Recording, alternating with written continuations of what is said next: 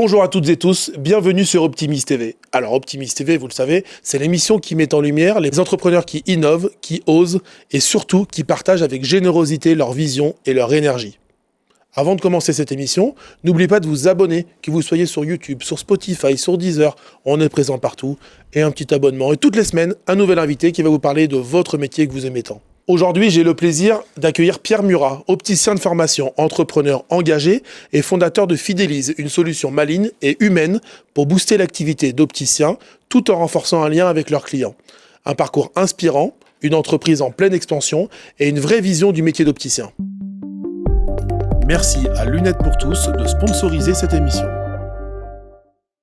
Chez Lunettes pour tous, on a une mission claire, rendre la vue accessible à tous. Et cette mission, elle devient aussi la vôtre. Que vous soyez conseiller optique, monteur, chargé de clientèle ou encore manager, vous repartirez avec toutes les clés en main pour contribuer à notre mission commune et offrir une expérience de qualité à chacun de nos clients. Salut Pierre, ravi de t'avoir avec nous. C'est un plaisir de me rendre chez toi. C'est sympa, t'as fait de la route pour venir ? Un petit peu de route, on est situé à Amiens entre Lille et Paris. Ah oui, c'est pas à côté. Mais la route plutôt sympa, c'est toujours tout droit. C'est toujours tout droit ? Toujours tout droit. Et on arrive au studio Coïncidence. Exactement, et bien accueilli. Et toujours. Et je tenais à te remercier. Avec plaisir. Alors on va parler de toi, on va parler de ton entreprise, on va parler de ton parcours, de ta vision du métier d'opticien et on va expliquer un petit peu ce que tu fais parce que tu as quand même une solution assez innovante qu'aujourd'hui peu d'opticiens connaissent, en tout cas à mon goût. Et l'objectif de cette vidéo, c'est justement de faire connaître ta solution. En tout cas, c'est ce qu'on va essayer de faire. Déjà, avant de commencer, est-ce que tu peux nous raconter un petit peu ton parcours ? Qu'est-ce qui t'a mené à ISO Paris jusqu'à la création de tes magasins, puis de Fidélise ? J'avais envie de commencer à travailler rapidement. Je suis fils d'ophtalmo. Et donc du coup, et porteur de lunettes, j'ai trouvé le métier plutôt intéressant.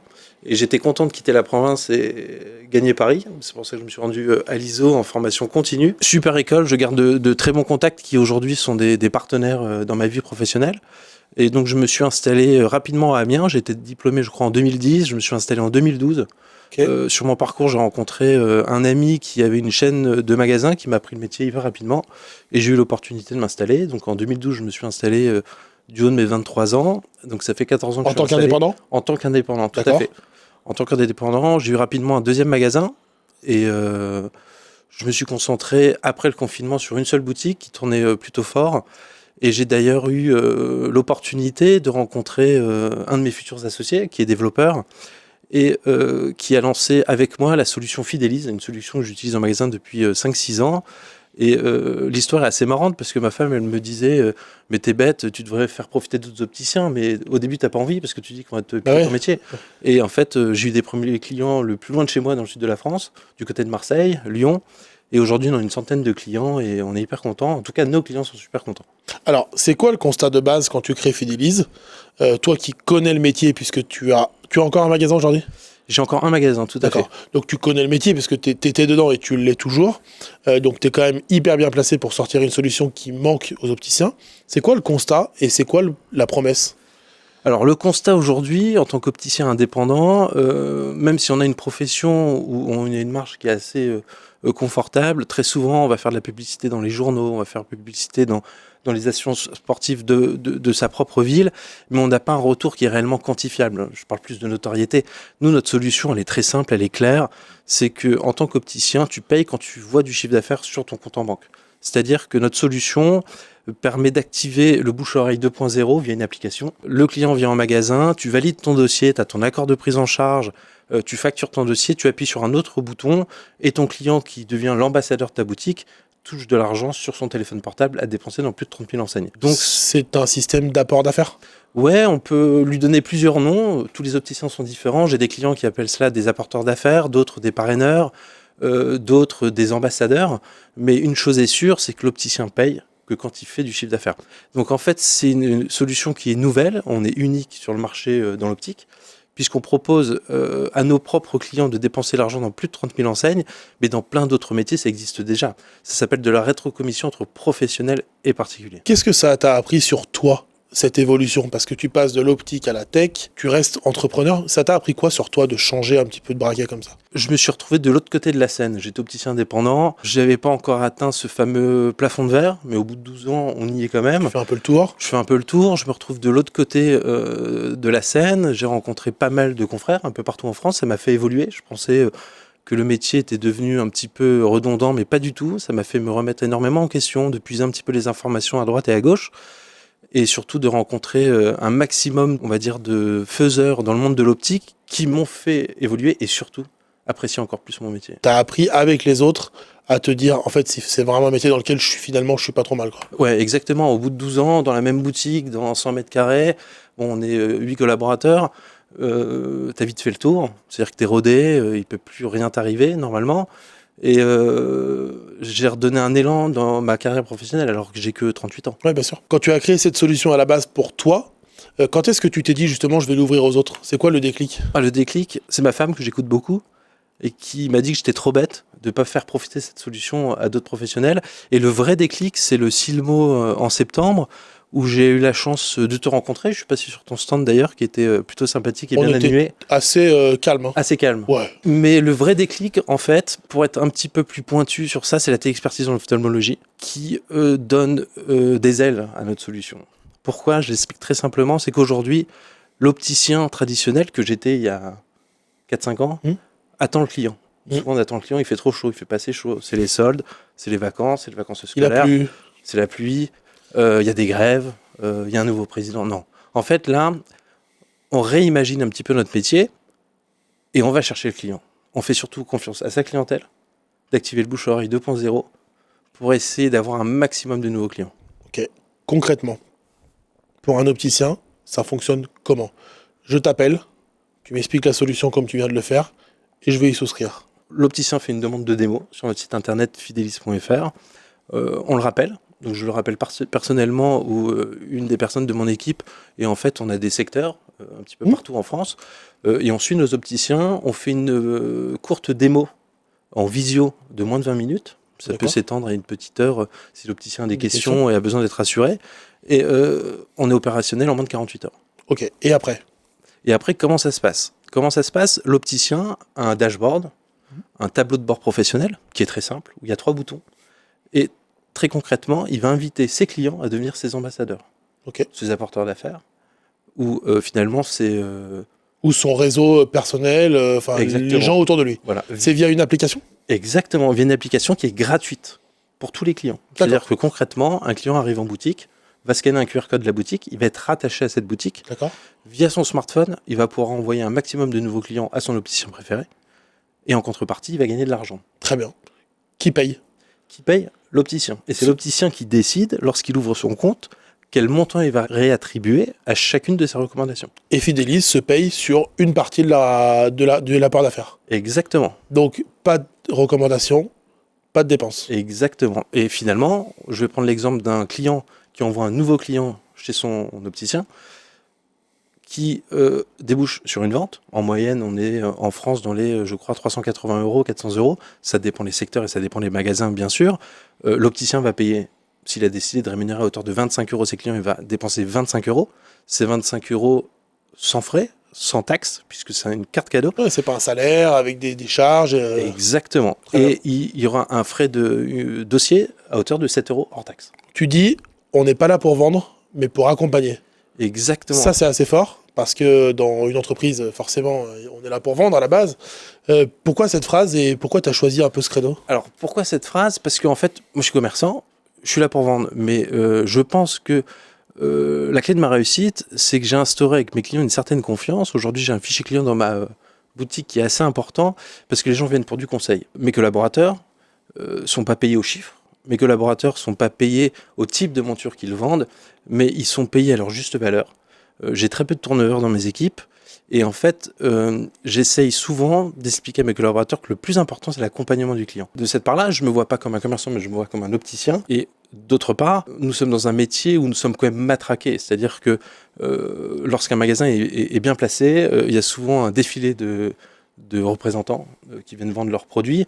Une fois que tu es installé depuis quelques années, et dans le monde dans lequel on vit aujourd'hui, où tout est accessible, il est très facile d'aller puiser les différentes marques qu'on a envie de travailler. Et donc, du coup, je suis à présent de l'autre côté de la barrière.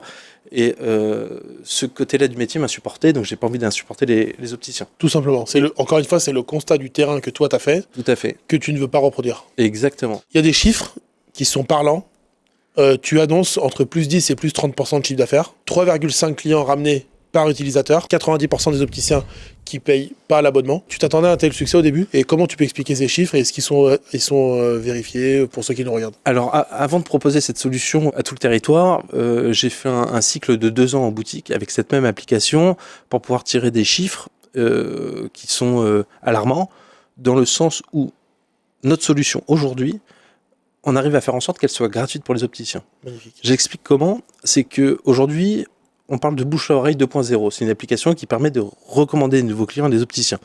Mais si un opticien, tous les mois, fait télécharger cette application à ses clients 10 fois, même s'il n'a pas de recommandation, il ne paye jamais l'abonnement. Ok. Et deuxièmement, l'opticien, je me répète, paye que quand il voit du chiffre d'affaires sur son compte bancaire. Ça coûte combien d'abonnement? L'abonnement est à 89,90. Il a évolué, puisqu'aujourd'hui, nous avons pas mal de partenariats avec des verriers, puisque notre solution attire les verriers, attire aussi des solutions de téléexpertise. Qui la finance, pourquoi pas? Qui la finance Participe au financement. qui participe au financement indirectement, puisque notre application mobile, plus on a d'utilisateurs, moins les coûts de fonctionnement sont importants pour nous. Donc J'entends. forcément, il y a une répercussion. Vous le Sur répercutez les prix. positivement. Exactement. Ok, petite pause dans cette magnifique émission pour vous parler d'un sujet qui me tient à cœur et qui vous est destiné. Ça s'appelle Optimis Conseil. Opticien, votre magasin a beaucoup de potentiel, mais il est bien souvent sous-exploité. Aujourd'hui, avec ma vision globale du métier, mon expérience, je vais vous aider à activer des leviers, visibles ou invisibles, pour améliorer votre organisation, votre communication, votre rentabilité et bien évidemment, votre chiffre d'affaires. Communication, événementiel, politique RSE, notamment axée sur le handicap, team building, organisation du magasin, chaque détail compte et chaque détail peut faire la différence. Et en plus, nous sommes référencés Calliope, ce qui vous permettra d'avoir une prise en charge de votre OPCO très facilement. Alors n'attendez plus, les coordonnées s'affichent en bas, on est à votre disposition, que vous soyez indépendant ou sous enseigne, on va vous aider. Bonne émission. Est-ce que tu as une anecdote d'un utilisateur qui t'a marqué depuis le lancement de Fidélise? Et c'est une question intéressante. Les utilisateurs, en fait, il y en a deux. Il y a l'opticien, Ouais. et il y a le client de Oui, bien l'opticien. sûr. Et l'anecdote qui m'a le plus marqué, c'est un opticien qui a ouvert dans le nord de la France, et au bout de 3 semaines, il m'a appelé, il me dit « Pierre, ça va trop vite pour moi, j'ai trop de recommandations. » Ah bon? Et réellement, il a arrêté il a arrêté Parce qu'il ne peut pas suivre le rythme, parce qu'ils n'étaient pas nombreux dans le magasin voilà, ou un truc comme ça. Ok. il avait ce sentiment de ne pas réussir à gérer ce qui se passait. Incroyable. Why not? Je lui dis, t'as entièrement raison, c'est exactement comme si un restaurateur, du jour au lendemain, il passe de 20 couverts Bien sûr. à 200 couverts. Faut être à l'aise en cuisine, faut être à l'aise en salle, tu viens d'ouvrir, t'as pas envie d'avoir une mauvaise image. Bien sûr. Et deuxième chose qui m'a vraiment marqué et fait plaisir, une belle anecdote, c'est que un client utilisateur de l'application a envoyé une carte postale à la boutique en les remerciant parce qu'il est parti au ski grâce à Fidélise. Non, c'est énorme. C'est énorme. Donc, Énorme. et je me dis, et c'est là où, avec mon associé, on s'est dit, tiens, il faut peut-être aller voir plus loin, puisque je me vois comme expert de l'optique, parce que je connais profondément mon métier et je l'aime, mais on espère à l'avenir ouvrir Fidélise à d'autres branches de C'était métier. ma question un jour. Alors, on va revenir sur la connaissance du métier. Comment tu analyses, toi, les changements qui interviennent dans notre métier, là, en ce moment? Comment tu penses que ça va évoluer si on dézoome vraiment de Fidélise et de ton magasin? Qu'est-ce qui va se passer dans les prochaines années? C'est un métier qui évolue extrêmement vite. J'ai l'impression qu'il évolue de plus en plus vite. Franchement, ma vision du métier, déjà, d'une part, il est beaucoup plus sympa aujourd'hui de vouloir devenir opticien que ce l'a été il y a 10 ans. Pourquoi? D'une part, je reprends ce que je prenais tout à l'heure. Moi, je suis fils d'ophtalmo. Il y a toujours eu le pot de terre contre le pot de fer. Entre l'opticien et l'ophtalmo, moi, j'ai toujours eu ma mère qui m'a dit il faut aller voir l'ophtalmo. J'habite dans une région où il y a 6 mois d'attente. Oui. Donc, l'ophtalmo, j'ai beaucoup de respect pour les ophtalmos qui ont fait beaucoup d'études. Mais c'est pas possible. T'attends 6 mois pour avoir une paire de lunettes. Tu Bah casses oui. ta paire de lunettes. Bien Au bout sûr. d'un moment, il y a des gens qui renoncent à porter des lunettes. Oui. Aujourd'hui, en tout cas hier, on nous a donné le droit au renouvellement avec adaptation. Aujourd'hui, on nous donne le droit à la téléexpertise. C'est magnifique. C'est un combat qu'on mène depuis des années. Et je pense même qu'avant d'avoir envie de devenir opticien, il y avait déjà des anciens qui souhaitaient faire ça. Aujourd'hui, on peut le faire, feu vert. Comment on explique que certains opticiens freinent encore des cas de fer? Je pense que quand on est opticien, en tout cas, quand on appartient à un corps de métier, on est une équipe. On est confrères, on est concurrents des fois quand on a des magasins qui sont placés à proximité, mais on fait évoluer le métier ensemble. Il y a des gens qui font évoluer la loi, il y a des gens qui font évoluer la mode, il y a des gens qui font retarder les choses. C'est pas forcément une mauvaise chose, mais ce qui est bien, c'est l'introspection, de se remettre en question constamment et d'essayer de savoir pourquoi on fait quelque chose.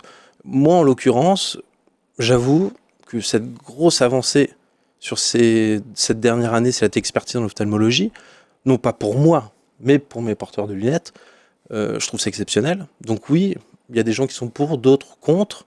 C'est la vie normale d'un métier, d'une évolution, c'est ça? Et je pense, ouais. Et c'est normal de se poser des questions, en tout cas. Ouais.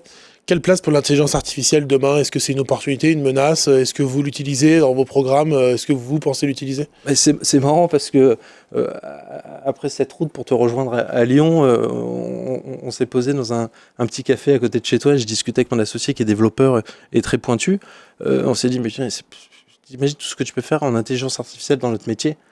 On passe des heures et des heures à faire des tiers payants pour les boutiques qui mettent en place le tiers payant. Franchement, si on ne prend pas de bonnes résolutions, je pense que d'ici 10 ans, il n'y aura plus de tiers payant dans les boutiques. Donc c'est top, l'opticien se dit, allez, on va faire des cartes bleues, ça va être super. Mais c'est pas la réalité du terrain. Non. Aujourd'hui, les gens ne veulent plus payer. 80% du marché est sponsorisé par les mutuelles. Exactement. Donc du coup, il va falloir trouver des solutions.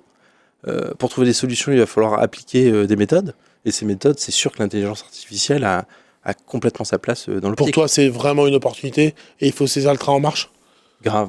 Parce qu'en fait, le train, que tu sois d'accord ou pas, si tu ne montes pas dedans, tu vas te le prendre. Tu parles souvent de vision et de lien humain. Est-ce que tu penses qu'on peut concilier technologie et proximité client dans l'optique? Cette question me fait penser à autre chose, c'est qu'aujourd'hui, on va faire voter une personne qui a 90 ans par procuration sur un téléphone portable, on sort la carte vitale en application numérique, on achète une voiture sur son smartphone, on recharge sa voiture sur une application. C'est une évidence. C'est-à-dire qu'il peut y avoir de la proximité... et il y aura forcément de la proximité avec une application. Je parlais tout à l'heure d'une solution. J'ai eu un petit problème de plomberie dernièrement. J'ai téléchargé pour la première fois Allo Voisin. Ah oui. J'ai trouvé une solution tout de suite. Enfin, c'est exceptionnel. Bah oui. Donc là, on a. La vie est facile en fait. Je trouve que la vie est compliquée parce qu'on se prend la tête, parce qu'il y a la politique, il y a la guerre et tout ça. Mais en vrai, la vie elle est facile. Demain, si je veux aller, je prends un billet pour aller à Malte, je pars. Ouais, exactement. Alors qu'avant, c'était pas possible ça. Et voilà, et tu prends ton petit Uber, c'est parti. C'est ça.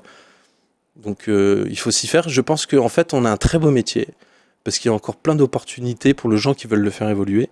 Je pense que ça fait pas longtemps que je suis opticien. Ça fait 16 ans que je suis diplômé, 14 ans que je suis à mon compte. Il y a tellement de choses à faire. Bah oui. C'est pour ça que c'est un beau métier. Je trouve que tu représentes une nouvelle génération d'opticiens. J'en connais quelques-uns. C'est pas de la fausse modestie, vraiment, c'est une vraie question. Est-ce que tu te sens un peu investi d'une mission et d'une responsabilité par rapport à la profession, avec ce que tu fais? Parce que tu es le seul à faire ça. Là, par exemple, en t'écoutant, je ne comprends pas qu'on prenne pas la solution. Ouais. Donc, mais parce que je la connaissais pas. Ouais, tout à fait. Tu vois? Mais ouais, très bonne question. Non, je prends pas ça comme une mission, mais en fait, je parle de sens. Et je pense que quand on exerce un métier, quel qu'il soit, c'est important d'aller au travail et pas avoir la boule au ventre. C'est important de se réveiller le matin et pas dormir la nuit parce qu'on a plein d'idées qu'on a envie d'appliquer. Et tant que tu les appliques pas, tant que tu les mets pas en scène, tu sais pas ce que ça peut donner. Moi, je reste convaincu parce que je reste commerçant, je me réveille le matin. J'aime mon métier, mais je suis quand même là pour faire tourner une boîte, sûr. payer des salaires, payer un loyer et ainsi de suite. Je sais que c'est une solution qui fonctionne très bien, une solution qui est forte. On parle beaucoup de fidélisation, on parle beaucoup de publicité. C'est marrant, je lisais tout à l'heure un article d'Acuité sur la publicité. Ce qu'en pensaient un peu les OCAM, ce qu'en pensaient un petit peu les opticiens, ce qu'en pensaient un petit peu les clients. Typiquement, on est dedans. On est sur du bouche-oreille, la publicité naturelle, sauf qu'aujourd'hui, on a réussi à la digitaliser et la donner accessible pour tous les opticiens et tous les clients. Tu nous as parlé de Fidélise au Silmo, tu nous as parlé de partenariat avec des verriers, de télé-expertise. Quels sont les projets pour l'avenir là, ou l'avenir proche? Eh ben déjà, le Silmo m'a donné plein d'idées. Je félicite vraiment les organisateurs et ces opticiens qui se rendent au salon. C'est toujours de très belles rencontres. J'espère pour tous qu'on va tous faire une bonne année. Je le sens bien, c'est cool. L'avenir, c'est en fait aujourd'hui, on est très focus sur les opticiens. Notre solution est faite par un opticien pour les opticiens, mais on nous tape pas mal aux pieds, plein d'autres métiers. Aimerait qu'on développe cette solution dans leur métier, que ce soit l'automobile, que ce soit les métiers comme la plomberie, ça peut être aussi l'immobilier, le bâtiment, les chirurgiens esthétiques. Donc du coup, on a pour espoir et on espère dans les mois à venir réussir à créer des pôles différents au sein de notre application. Et c'est très simple. Aujourd'hui, moi, je suis, on va dire, le responsable du pôle optique. Demain, pourquoi pas faire entrer des associés dans la structure, dans différents pôles. Très bien. Est-ce que tu as un mot à rajouter pour, si tu devais pitcher, par exemple, Fidélise en 30 secondes à un opticien qui te regarde, tu lui dirais quoi? En ce moment, c'est cool parce que tu peux utiliser la solution. C'est gratuit pendant 2 mois. C'est même gratuit à vie si tu rajoutes 10 personnes qui téléchargent l'application par mois. Donc c'est le moment d'essayer, c'est le moment de demander une démo. Faut pas hésiter. C'est très simple. Et c'est sans engagement. Ça, c'est très important. Très important. C'est exactement comme Netflix. Il y a un gros bouton rouge sur le site. Je voulais rassurer les utilisateurs et à tout moment, ils peuvent appuyer sur le bouton et ils sont plus engagés. Très bien. Tu es vraiment acteur de ton application. Et toi, tu les aides. Tu as tout intérêt à ce que ça marche pour pas qu'ils se désabonnent. Exactement. Et je reviens à ce que je disais tout à l'heure, c'est qu'on est vraiment là pour accompagner les opticiens, pour essayer de casser ce fameux plafond de verre qu'on peut obtenir au bout de 5, 6, 7 ans d'exercice, ou alors tout simplement pour lancer une affaire, ou alors pour fidéliser ses clients. Et c'est un sujet, je pense, sensible chez les opticiens. Très bien. C'est très clair. Comment on peut te retrouver, te contacter? Donc fidelis.fr. Alors sur fidelis.fr, tout à fait. C'est très simple, hein, le site, on explique un petit peu comment c'est fait. Il y a un formulaire de contact, je suppose. Exactement. Pour les demandes de démo. Et les demandes de démo, en ce moment, on a quand même un délai de une petite semaine, parce qu'on préfère faire une démo bien faite. Et les personnes qui s'occupent des démos sont des gens qui sont formés, opticiens, et qui sont à même à répondre à toutes vos questions. Et toi, sur LinkedIn, peut-être? Sur LinkedIn, ouais.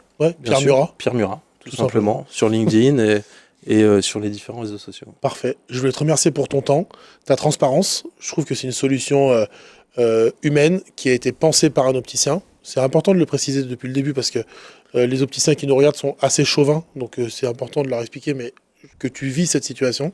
Je pense que ça va parler à beaucoup d'entre eux. Je te demande même pas d'apport d'affaires, tu vois. Tout ça, ça fait plaisir. Je te souhaite une bonne continuation. Et puis on est amené à se revoir, je pense, sur d'autres actions. C'est top, je te remercie, c'était hyper intéressant.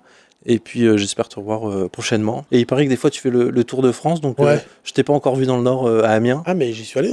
T'y es allé. Peut-être que tu referas un tour. Mais je peux revenir avec plaisir. Auquel cas tu n'hésiteras pas à m'envoyer un petit SMS. Ce sera fait, tu peux compter sur moi. Merci pour tout, Merci Maxime. Pierre, à bientôt. Je vous souhaite une bonne journée. Merci d'avoir regardé Optimist TV. Vous pouvez mettre un petit commentaire, vous pouvez vous abonner évidemment, ça c'est gratuit.